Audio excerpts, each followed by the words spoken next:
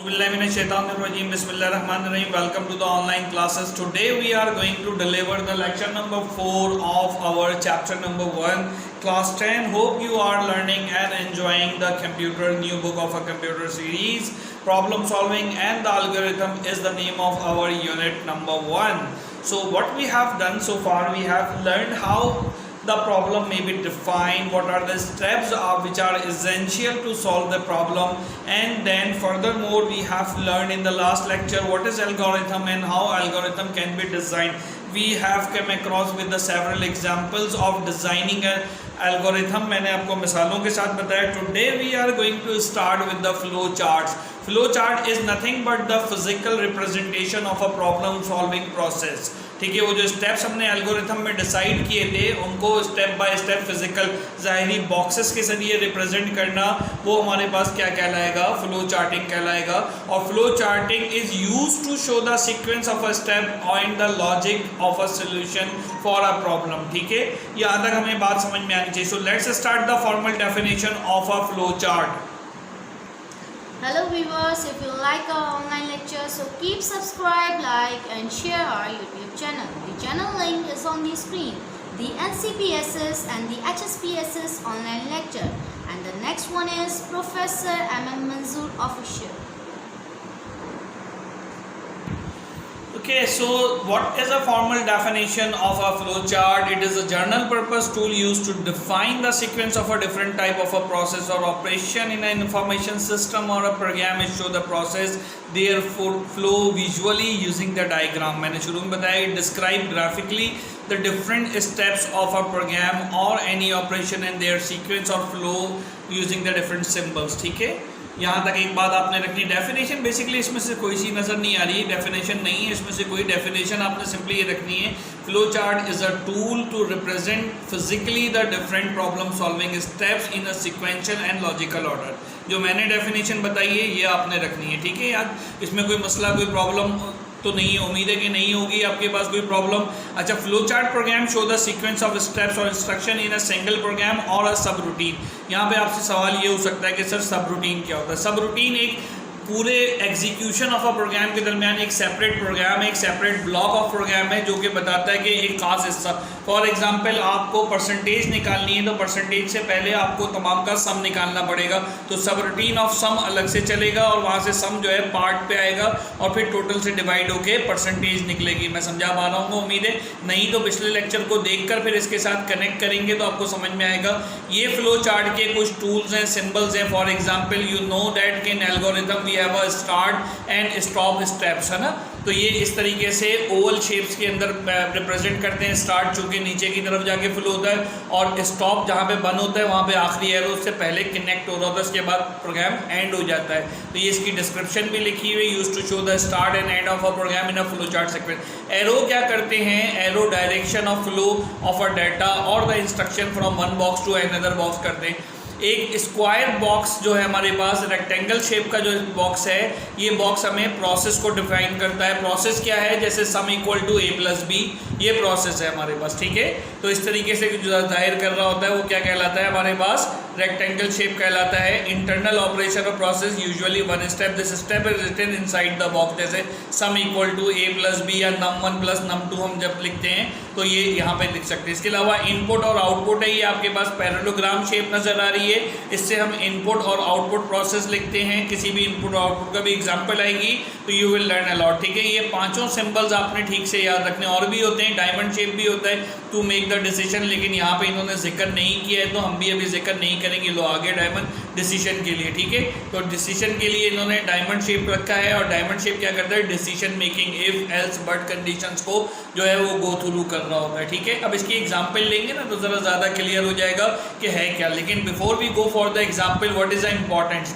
सबसे पहली इंपॉर्टेंस तो ये कि मैं आपसे कहूँ 2 प्लस 3 प्लस 6 प्लस 9 प्लस, इतना सारा मैं बोलूँ आपको सुनाई नहीं देगा.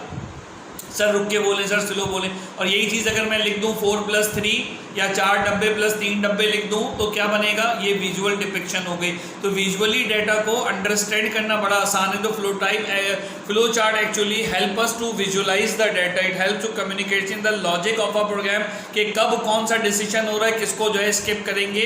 और ये जो है various purpose like know the program quickly और मॉडिफाई द लॉजिक, उसको लॉजिक को कहाँ प्रॉब्लम आ रही है, कहाँ पे मजीद हमने उसके अंदर सब रूटीन्स ऐड करने, उसके लिए भी इस्तेमाल होता है। और दूसरा it is a blueprint of our coding, blueprint कहते हैं मास्टर प्रिंट को, तो blueprint of our coding of a program, यानी इसकी बेस के ऊपर कोडिंग की जाती है। अब ये देखिए एक सैम्पल फ्लो डायग्राम है सम की, ठीक है, कि इसमें क्या है, कह रहा ऑब्जेक्टिव देखिए फ्लो डायग्राम अगर बनाने को आती है, takes the 3 number as a input, 3 number ले लेंगे x, y और z, इनका सम निकालेंगे यानी s is equal to x plus y plus z, और इसकी परसेंटेज निकालेंगे तो डिवाइड बाय 3 नंबर है, लेट सपोज के 100 के अंदर से मार्क्स आए तो डिवाइड बाय 100, ये पिछले वाले उसमें मैंने होमवर्क भी दिया था। और अगर परसेंटेज 70 से ऊपर है तो प्रिंट क्या करे, वेल डन, और अदरवाइज इसको रिकमेंड करे वर्क हार्ड। और आपकी जो स्कूल की मार्कशीट अब प्रिंट होती है वो इसी एल्गोरिथम के ऊपर होती है, लेकिन उसमें सब सब्जेक्ट 7 या 8 होते हैं, तो इसी स्टार्ट नज़र आ रहा है, इसी तरह से ओवल शेप है, एरो, फ्लो ऑफ डायरेक्शन। उसके बाद ये देखें इनपुट बॉक्स है हमारे पास, इनपुट लिया हमने किस तरह का लिया, पैरेललोग्राम है, x, y और z आपने ले लिए। उसके बाद ये आपके पास रेक्टेंगल बॉक्स आ गया जिसमें एक हम कोई आउटपुट या इनपुट जनरेट करते थे, सम इक्वल टू ये जो इनपुट आए थे इन तीनों को ऑपरेटर क्या लगाया, सम का ऑपरेटर लगा के ऐड कर दिया। उसके बाद दोबारा ये बॉक्स लिए, एक वक्त में एक बॉक्स एक ऑपरेशन को करता है, यहाँ इसने सम निकाल लिया, उस सम को इसने आगे फॉलो कर दिया, उस सम को हमने 300 से डिवाइड किया और मल्टीप्लाई किया 100 से परसेंटेज निकालने के लिए, तो वो हमारे पास परसेंटेज आ गई। यहाँ तक डेटा, ये जो मेरा माउस जहाँ पे चल रहा है इस जगह पे डेटा आपका परसेंटेज की शक्ल में हासिल हो गया। अच्छा, अब यहाँ चेक करना है, यानी डिसीजन है, तो डिसीजन के लिए डायमंड शेप आती है। तो इफ़ परसेंटेज ग्रेटर देन 70, अगर आंसर यस है तो प्रिंट वेल डन, और अगर नो है आंसर यानी लेस देन 70 है, 69 या उससे बिलो है, तो यहाँ पर आपने वर्क हार्ड प्रिंट करना है। किताब वालों ने गलत प्रिंट कर दिया, कोई बात नहीं, किताब भी इंसान लिखते हैं, यहाँ पे वर्क हार्ड आना चाहिए क्योंकि नो है ना। लेस देन जो है क्या कहते हैं, अगर ग्रेटर देन 70 नहीं है तो वर्क हार्ड आएगा। ऊपर डिसीजन देखें, यही लिया था हमने कि वर्क हार्ड प्रिंट करेंगे, देखें नज़र आ रहा है, वर्क हार्ड प्रिंट करेंगे। और 70 से ऊपर है तो वो वेल डन करेंगे। तो यस पे तो वेल डन प्रिंट कर दिया, लेकिन नो पे हमने क्या करना है, वर्क हार्ड प्रिंट करना है। और ये प्रोग्राम परसेंटेज का हमारा पूरा हो गया, तो उसको स्टॉप कर देंगे हम इस ओवल शेप की मदद से।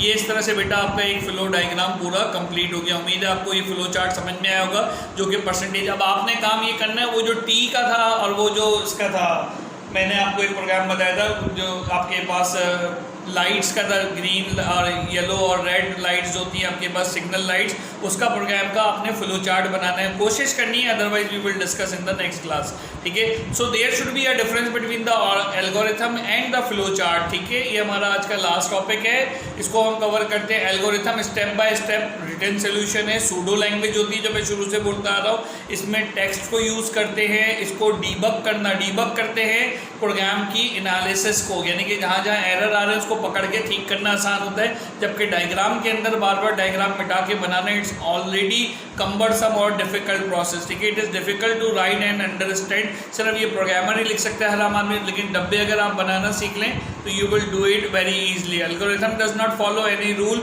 ये रूल के तहत चलेगा। डिसीजन रूल कहाँ लगना है, ओवल रूल कहाँ लगना है। Algorithm is a pseudo code. देखें फाइनली मैं कब से चिल्ला रहा था जो है लेक्चर 1 से कि सूडो कोड होता है, pseudo code finally they have show that it is a pseudo code. अजान हो रही है, अजान के बाद कंटिन्यू करते हैं लेक्चर।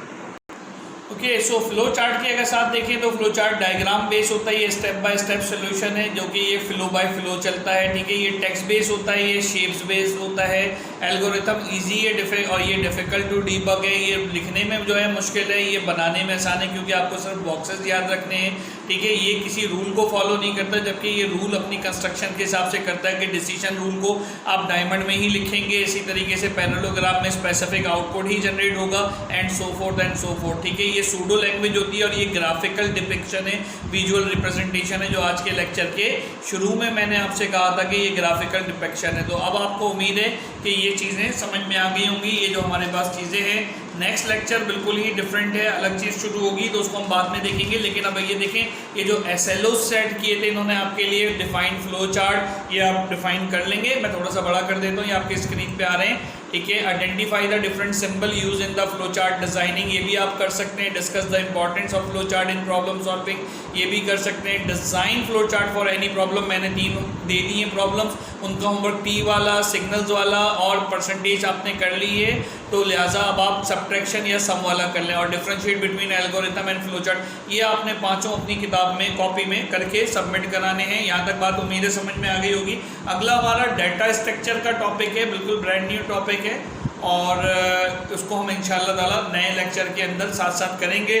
तब तक के लिए अपना ख्याल रखिए और अपने पढ़ते भी जाएं बेटा, क्योंकि करियर बनेगा तो you will do something, otherwise फिर दूसरों की तरह परेशान होंगे कि नई बुक आ गई हो, अब तो 5 ईयर भी नहीं है, 10 ईयर भी नहीं, ये सब नहीं करना है। आप चैलेंज एक्सेप्टर बने, देखें दुनिया कैसे आपके आगे पीछे घूम रही होगी। तो अपना ख्याल रखिए, इंशाल्लाह अगले लेक्चर में फिर मुलाकात होगी। जब तक के लिए अल्लाह हाफ़िज़।